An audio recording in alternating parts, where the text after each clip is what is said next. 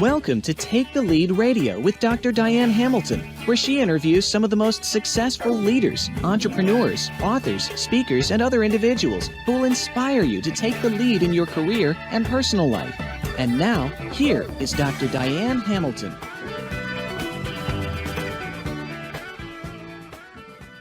Welcome to Take the Lead Radio. I'm Dr. Diane Hamilton, and I'm so glad you joined me today because my guest is Marcel Kuhn. He is a speaker, coach, and founder of Unthinkable Mastermind, and also the author of Unthinkable: Life Teachings from a Soul Surfer. It's so nice to have you here, Marcel. Thank you so much for having me. I have waited for this moment for years. Well, I've known you for years, and I know you've been working on a book for a long time.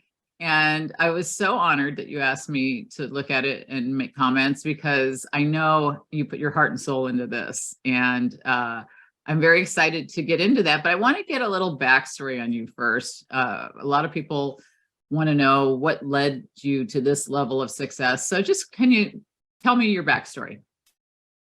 Okay. Yeah, I can tell you my backstory. So I come from Switzerland, so a landlocked country, and I was brought up in a family of entrepreneurs.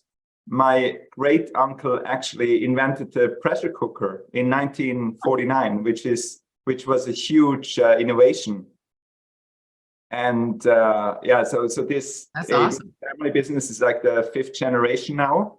And in the 1960s, my grandfather and great uncle, because they had such a success in the company, they helped the Tibetan refugees in Switzerland to get jobs in housing.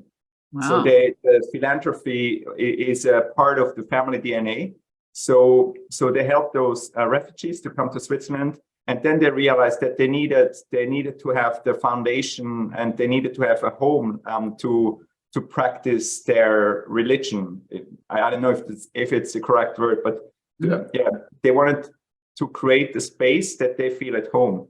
So together with His Holiness Dalai Lama, they created a monastery in Switzerland, and now it's I think it's the biggest Tibetan literature library in all of Europe. And many famous Buddhists like Tina Turner, who lives in Switzerland, and Richard Gere, who is also a well-known Buddhist, they come there and visit. And so they created this monastery, and they have 12 monks. And in my book, I also had the chance to interview the abbot of the current abbot of the monastery. So that's my understanding of success. So first, you're successful, and when you're successful, you do something that impacts. So do philanthropy, and that was the model of reference for me.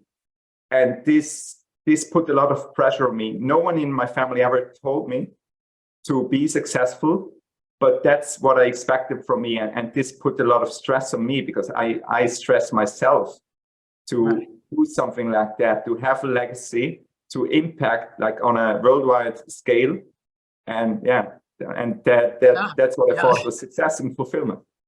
That's a lot of pressure for somebody. And I think that, it's part of what I wrote about it in terms of curiosity, how our environment will have a big impact on which way we go and what we look into.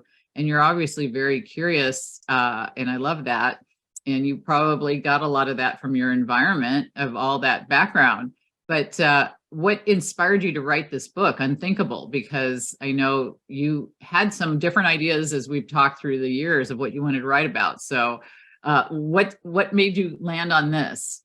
Yeah, I feel the topic of the book was my kind of search. Mm-hmm. Right, I was chasing success. I was searching for it all my life. I always felt a lack. I felt not good enough.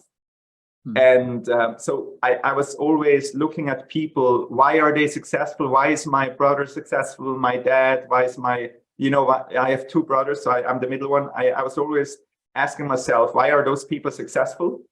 And I always looked for outside, like for completion from the outside. And then I was I had moderate success. I was a lean manager, lean consultant in corporations, and I was working at Nestle in 2015, and then a member of the family passed away in a tragic accident, and that really that really disrupted my life, because when you're young in the 20s and 30s, you believe you will be 100. So as a 20-year-old, as a 30-year-old, you think you have like an eternity left, and it doesn't matter how you use the time. So the youth, the young people, they use all their energy to be successful, and they don't realize that they have to enjoy their 20s and 30s now, because it will not come back. So a family tragic caused me to take a deep look at myself. At the funeral, I asked myself, who would come to my funeral? What is my legacy? What would people say about me? What would my 3 sons say about me? And out of this question, I asked myself, why are some people successful and fulfilled and other people not? And I had this idea to write a book where I would ask 1,000 people on success and fulfillment. And so I went out there, within 5 minutes or 10 minutes, I had a title, and it was called Achievers, 1,000 Ways to Success and Fulfillment. And I had 10 questions. And without having an idea, like you have interviewed, the top people in leadership worldwide. And I had no idea how to do an interview. So I just went out there, and I had these 10 questions. I didn't even have a recording device. I just went out there, and I think the second guest was John Matone, who used to be the leadership coach of Steve Jobs 1 year before he passed. So I was surprised that people would come back to me, and so that's how the book started, with this kind of setting. That's how it started. Well, it's very interesting, because it's close to how I felt. I wanted to find out why people were curious, and I wanted to interview all these amazing people, and that kind of led to my interest in the curiosity work I've done. But I mean, you mentioned an example of somebody who you think was really interesting, but you had a lot of people, as you mentioned, who you've interviewed. So I'm curious if there's like an inspiring story that stood out to you or stands out to you, or examples of insights that really blew you away. I think so. I think one of the people I found really exciting and inspiring was Mustafa Salame, who was born as a refugee, Palestinian refugee. He was born in a refugee camp with 9 siblings, and he had his father wasn't able to get enough money to feed his children. So he helped his father, because I think he was the oldest, so he helped his father to feed the family. And he had this big dream of becoming a hotel food and beverage manager. And he was at that time, he was living in Jordan. And he ended up making it. He was working in a restaurant, and then he met someone who gave him a job for the ambassador of Jordan in England. And that's from there he went on, studied hotel management, and he became the food and beverage manager from Sheraton. But at one night, so he was really reaching his dream, and he was really successful at what he thought was successful. But one night he wakes up from a vivid dream at 3 a.m. in the morning, and he had a dream of praying on the top of Everest. And he so he was not working out, and he set his mission of doing that, of going up to, I'm sorry, the beep, sorry.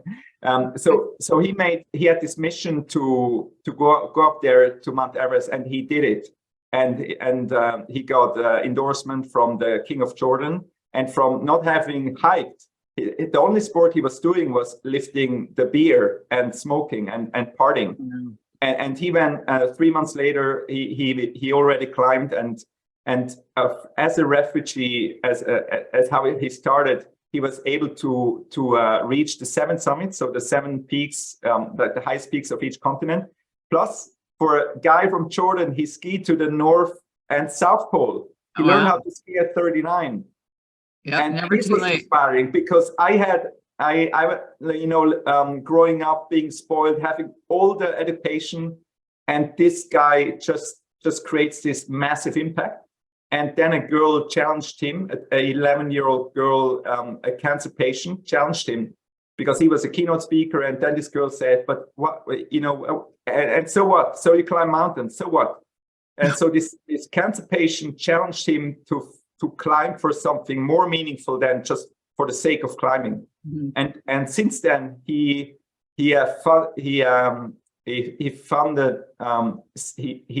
collected $6 million for cancer patients. Wow. So this 11-year-old girl challenged this guy who was super successful. Right. And since then he has done so much, and he has taken 6 women from Jordan. He has taken them to the Mount Everest, and it was the first time there were Jordan Arabian women on Mount Everest, and all of them had a mission of impact. So he really inspired me, that we are capable of so much more than we think. Oh, we definitely.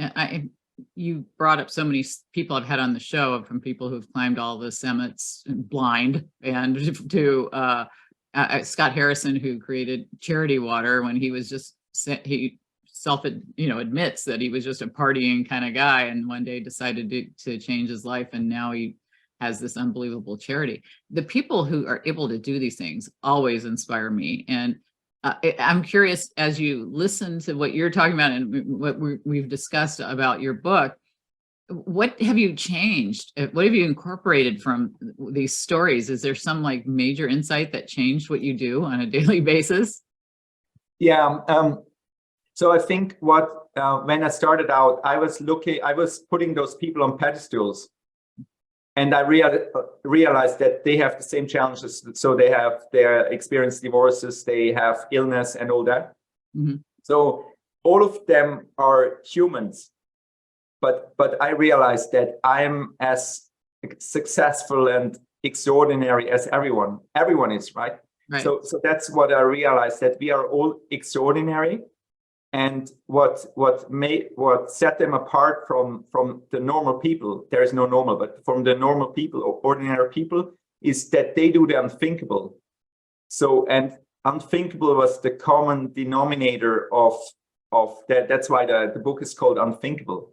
And so what I do daily, I do something unthinkable each day. And I ask myself this question. I have it in front of me. What do you disrupt today? So habits are structures, and every habit has a limit. Every structure has a limit. So if you do the same habits, even if it's a 10K run, at some point you will reach the limitation of this habit. So you have to create habit and disrupt them. And what I realized about unthinkable is actually every person has the unthinkable inside. It's a decision. And you probably would call it curiosity, right? So everyone has the immense power to achieve unthinkable things, and unthinkable is not something, you don't have to climb Everest to do the unthinkable. It can be that you have an accident and you lost ability to walk, and some people make it back to be able to walk. So that's unthinkable for that person. So unthinkable isn't the grand things. It's really personal, and it's connected to you. So it's personal, it's connected to your purpose, and it has to be connected with catching your dreams. Just doing the unthinkable of the sake of doing the unthinkable, there is no purpose in that. But if you catch your dreams, you become the best version of yourself, and as the best version of yourself, you're the best version for all the people around you, and you have the most impact in your life. It ties so much into what I research, as you mentioned, with curiosity, but also perception. And what's interesting to me, having taught thousands of business courses, is what seems very simple to one person can seem overwhelming to another. It's the same exact thing. And there's a mindset involved of how we look at it. And with curiosity, I look at it as, getting out of status quo thinking. And that's what you're kind of saying too. But then you're also saying we need to have these habits and practices to get out of our status quo. How can you have habits and practices and still do something that gets you out of the doing habits and practices? You know what I'm saying? It seems like there's a little bit of a conflict in some ways if you think about it initially. It's what I learned in my while researching for this book is that whatever I was taught is absolutely untrue for me. So it's all paradox.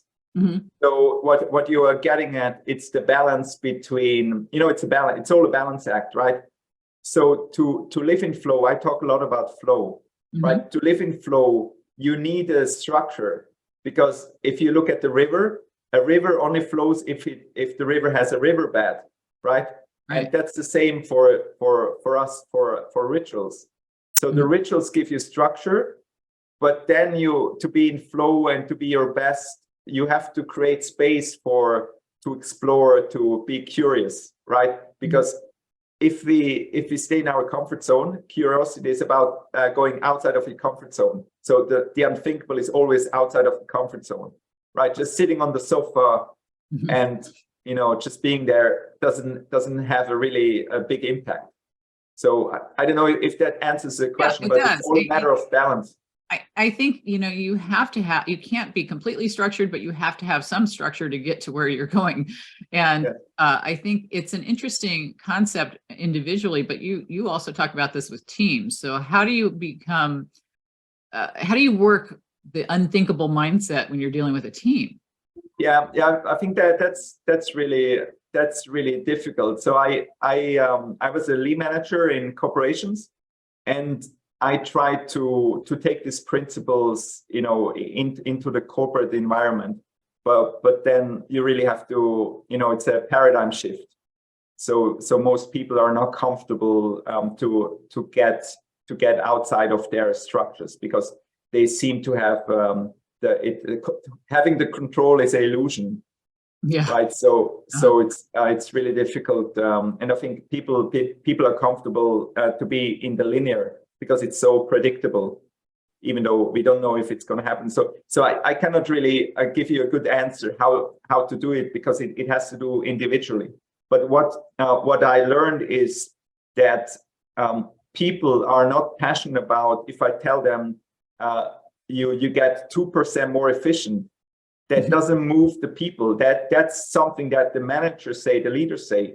But if you want to move people, you have to give them a reason that is connected to the fulfillment. So if I tell someone, if we do this, we work better as a team, and we will be more fulfilled, and we have more space, and we maybe do less meetings, but we have more time to do massive impact work. So I think, I don't know if this answers your question really well, but I realized that I had to give tools for the person to change, to impact themselves on a personal level, and then they come to the place of work in a much better state. So that's what I was doing. But I'm a little bit awkward, because I have a different point of view. So my perception is different. So sometimes I had to deal with that he's just a surfer guy and he's not so serious. Well, I think it's what you're talking about is kind of something I talked about yesterday. I was actually interviewed by the CEO of coaching.com. Alex interviewed me. And, these coaches have a lot of stress, like to help these organizations. You obviously coach, so you know what I'm talking about. There's a lot to deal with when you've got all these different personalities, and when you're trying to work with all this, it becomes a cultural change. And I teach a lot of courses where I ask a student, I didn't write this question, but it was written for me in one of the courses I teach. Is it easier to change an individual or the overall corporate culture, is one of the questions that they ask them in this class. And there's no right answer, obviously, but because everybody has a different perception of this. But how hard is it to change the culture to get this unthinkable mindset?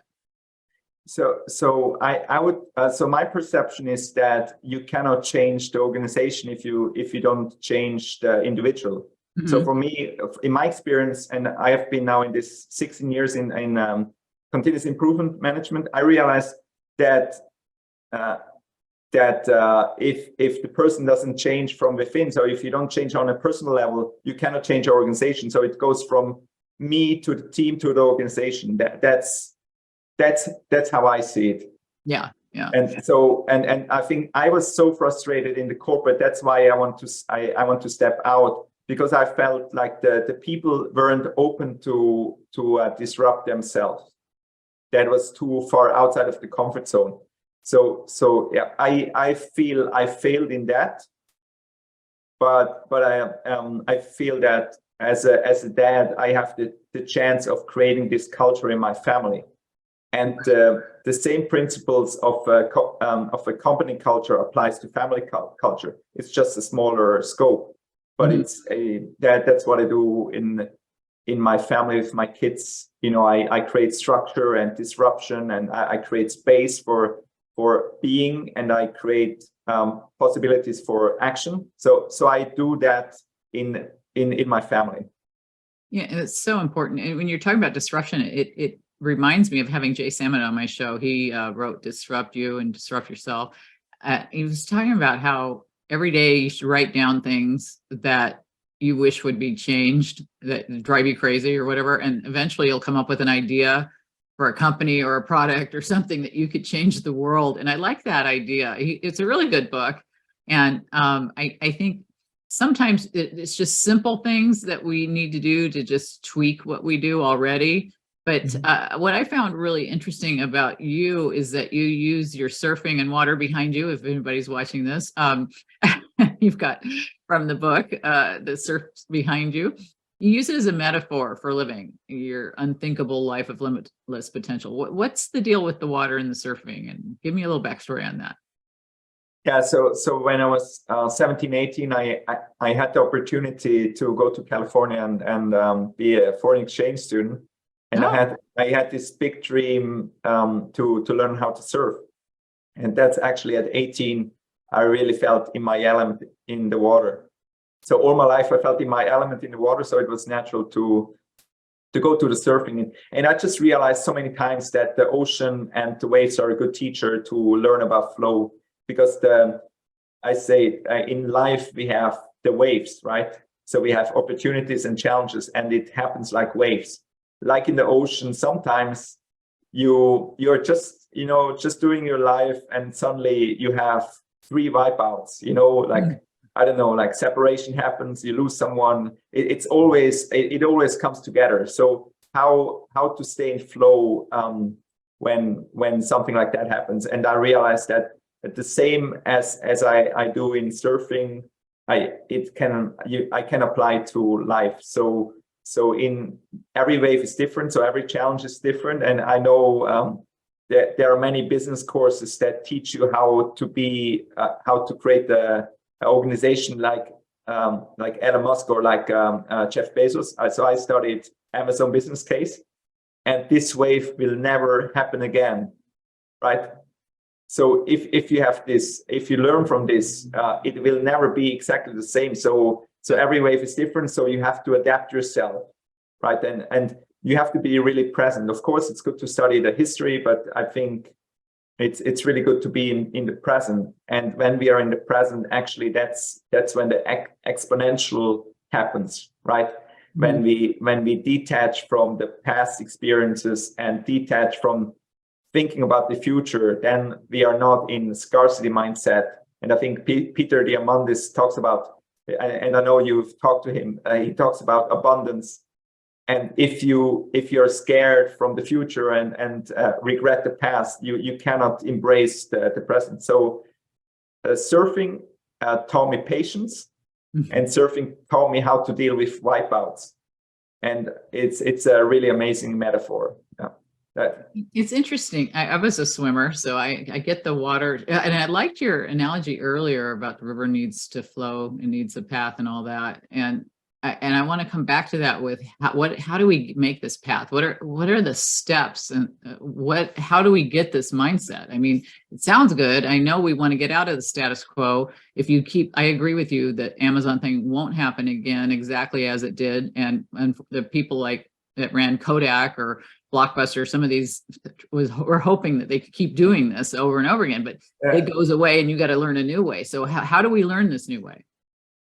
Yes, so I use one ritual I have that's what I mentioned before with this with the daily questions.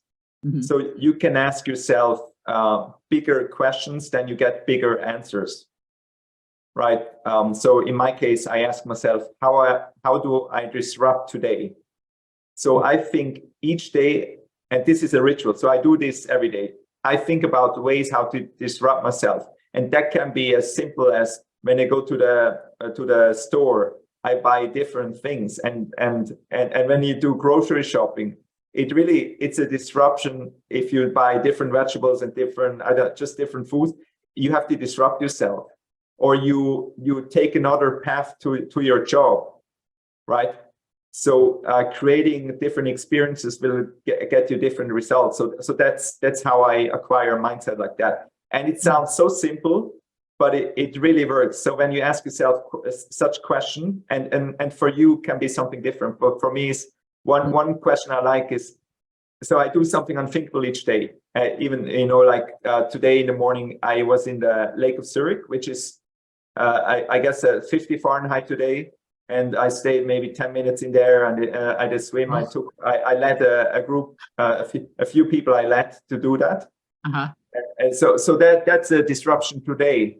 Uh-huh. And so you can continue disrupting yourself each day, and so that's I think that's a simple practice you can do, and it's connected to your curiosity, right? Yeah, I think so. Because it's about, you don't know what you don't know. My husband makes fun of me when I say that. He goes, "What does that mean exactly?" And I go, well, there's so many things you've never tried, and you're making your decisions based on limited knowledge. You're assuming you're not going to like something, but maybe you've only had a tiny bit of the experience, and you don't even know what else is out there. Yes, and I'd love to realize that, and I think that probably was a lot of what Dr. Maya Zelhich and I found when we wrote our book on perception. Because you're sitting in the one spot that no one else is sitting in this spot, just like no one else is sitting in that Amazon spot, never will be again. And everything's constantly changing, and you have to open up your mind to what everybody else is seeing, what their reality is and their perceptions. But I think a lot of us can be control freaks sometimes, and we like things to be a certain way. And I'm as guilty as anyone else on that one. So how do we let go?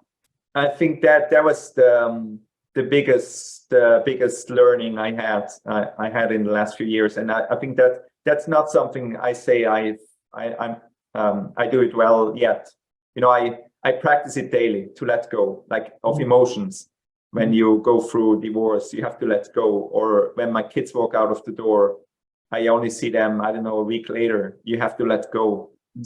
So it seems so simple. Letting go is actually, it's a passive act. It's not letting go. It's not active, but it's like letting it be. And that's so difficult. And in my book, I talk so much about surrender. Mm-hmm. And so for me, in surfing or in the cold water, or in situations in relationship, it's actually unthinkable. It's not about being tough. It's about surrendering to the element, right? Surrendering to the water, surrendering to a difficult situation, surrendering to the cold water. You don't fight the cold water because you always lose. If you fight against the ocean, you know that when you have done an open water swim, if you fight the current, you will lose. If you fight the waves, you lose. So surrender for me is not giving up. It's giving in, and it's being totally relaxed and not fighting it. So that's what I practice daily. And for me, when I'm in a state of absolute panic, that even happens when I was surfing. I was in my element surfing, and suddenly I have this thought: oh my God, I don't know how I have enough coaching clients to sustain myself financially. So going from a moment of pure bliss, I'm suddenly in a moment of where the ego comes in and okay, that's all good, you live in flow, but how do I take care of my kids? And so in that moment, what I practice is gratitude, right? That grounds me and say, okay, that's letting go, being grateful, and that's maybe it sounds really too simple, but it's really powerful. As you're talking about this, it reminds me of that Chris Hemsworth show that's out. Have you watched it on Disney? Where he Limitless. What, Disney Plus or whatever it was? What is it? Yeah, it's called Limitless. Limitless, yes. And that was I really enjoyed watching that. And he has to do these horrible things. Talk about unthinkable, walking across some of that stuff. That cold water. I'm sure you could relate to some of the cold water stuff and some of the stuff you do. But I think that it was a really impactful show. I hope people watch that because I love that. But you do your own thing. You do this mastermind, as I mentioned at the beginning. So I want to know, what do you do in these masterminds? And tell me a little more about that. So what I've done now is, sometimes it's like speeches from different people coming in, and because storytelling really disrupts ourselves. And the other part, a concrete example, is the cold water. So I took a group of people to the cold water. That's what I do often. So that's what I do weekly. Mm-hmm. On Tuesday mornings, I take people to the cold water, and that's all winter long in Switzerland. Oh, so meaning, cool. It's really cool. It's not like when you're in Texas and you have ice bath. Because outside it's warm, but outside is cold too. So it's really disruptive. And that, for me, the cold water is a really, really good example, how much you're capable of, because people, before they start, they feel they are not capable of that. And everyone I've taken was capable of doing that. And so it's called, now they call it Wim Hof, but I've done that all my life. So I've always been drawn to the cold water as a child. And I didn't realize that. What did you say they call it? So there is the guy that really popularized it is a Dutch guy called Wim Hof. And he's really famous he's on all the podcasts, Joe Rogan and Tim Ferriss and all those podcasts.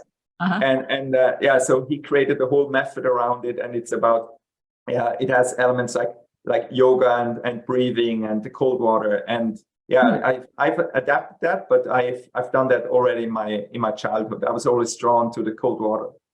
I got drawn to the cold water accidentally last week. I was in California, went to Big Bear, and I was going to get on my kayak in the 38-degree cold water. Wow.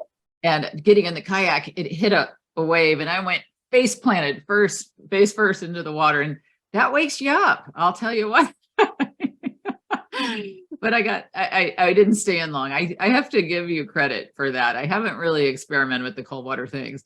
I remember going to a couple of these events, Tony Robbins, Stu Mantis, and all those were all there. And they were a couple of different people there were talking about doing it. And I see a lot of people do that. I haven't quite embraced that yet, but it's on my bucket list to try. I love the water, the cold part. I'm a Phoenix girl. I'm from Arizona, so I'm cold when it's 70. So I got to give you credit for doing that. I think, though, all these things that you said were really important for people. I really enjoyed reading your book, and I learned a lot of things, and I loved how much it tied into what I research and what I'm trying to get out there as well. It's the getting out of doing things the same old way. If you want to grow, you have to let go a little bit. You have to think of things that you never would have thought of and push yourself. Because for me, I see too many people exist instead of live. They just kind of are ants on their trail, and they just, it's Groundhog Day movie where you just get up, you do the same thing, you go to bed. And it's just so boring to me. And so to some other people, they don't find it boring. They think that that's okay. What do you say to those people who say, yeah, I'm fine? Do we need to make them more limitless and doing unthinkable things? Or or would they be happier, or should you just let them be ants? I think I would let them be and first work with the people who want to change and who want to do something exciting. And this doesn't mean it's not a hierarchy. It's not that the CEOs are doing more the unthinkable. They can be totally stuck in their ways, and the homeless person can be totally ready to disrupt their limitations, right? So going for a homeless person to go to a job is really challenging because it's not easy for them to clean up and to be ready and to be responsible. They don't even they don't have the bank stuff, so it's hard for them to get a job. So for me, unthinkable is not for a certain group of people. It's really for the ones that are really ready to go the next step. And I've heard that like the tipping point, if one, I think that's the same for curiosity. If you can shift 1% of the world population, you will have a tipping point where you have a paradigm shift. So you don't have to think about 8 billion people. You can just shift the 1%, and you will reach a tipping point. And before you said you talked about the Walking Dead, like the people that seem like they have checked out. Like people I call like the people that say they are mature. I find it really, really sad because what happens to nature when it's mature? The fruit falls, right? It's dead. So I don't like to be in maturity. I like to be exploring and living. So like the book of Michelle Obama, she talks about becoming. So I don't want people to be a noun. I want people to be a verb. So stay moving, active. And a friend of mine who is actually producing the music for my book. So I'm going to have an album that shares the message of my book in vibration, so in music, right? So not touching the mind, but touching the body. Right? The music touches much more than the mind, right?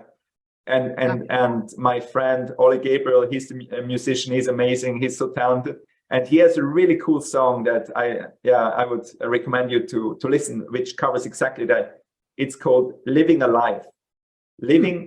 Living alive. So are you living or are you just alive? Right? That's exactly the question. Right. That's the so this is challenging like the status quo. Are you just living? Are you living or are you just existing? You know? Yeah, I think that it's such an important distinction, and I don't think a lot of people recognize when they've gotten into a rut and they're just doing the same old thing. And I think I meet a lot of people who friends who all take hiking or do something they've never done. They go, I had no idea that this life was even out here. I was on, in New York, and there's cement, and and there was no mountains, and so I think surrounding yourself with people who are the same kind of unthinkable people can be really helpful. A lot of what I teach in a lot of the courses is the importance of mentorship and coaching and some of the stuff, all the things you do, right? So what would you say you want people to take away the most from your work with Unthinkable? I mean, did we touch on everything? What if you get the last word here, what would you like everybody to know?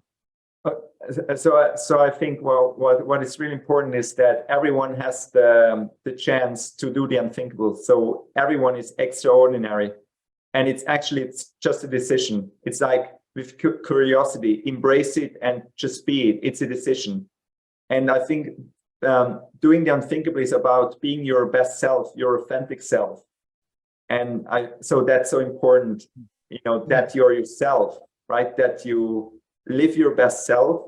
And if you live your best self, you're not a copy. Because as a lean manager, I was replaced within a few hours, right? So when I quit my job, a few hours later, they can find someone else. But if I talk about surfing and I talk about my stories, I'm not replaceable because I'm unique. I'm the only one. So do the unthinkable, be extraordinary. Everyone is, and find something that the heart calls you to. So it's connected to your dreams and to your purpose.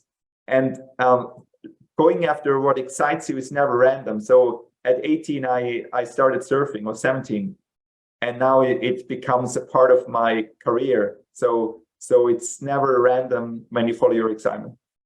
That is so important. And I really enjoyed reading your book, and I was so excited for it to be out. And I was really appreciative that you wanted to be on the show. I wanted to make sure people could find your book and find you. Is there a website or something you'd like to share? Yeah, so my main website is unthinkableliving.com. And the book can be found on Amazon. And it's now in Kindle and paperback on Amazon. And yeah, you find it under my name. There are many like books or movies that are called Unthinkable, but if you look for my name, Unthinkable Life Teachings from Soul Surfer Marcel Kuhn, you will find it. And in a month or so, it will be out as an audiobook as well. That's awesome. And stay tuned, follow me, because it's my friend Ollie Gabriel will produce the music. So in the next months, however long it will take, the music will be out, and I'm so excited about that, because I don't know any book that has an album that is connected to it. That's awesome. I didn't know that about it. So thanks for letting me know on that. And I'm looking forward to that part. And this was so much fun, Marcel. Thank you so much for being on the show. Thank you so much. Oh, you're welcome.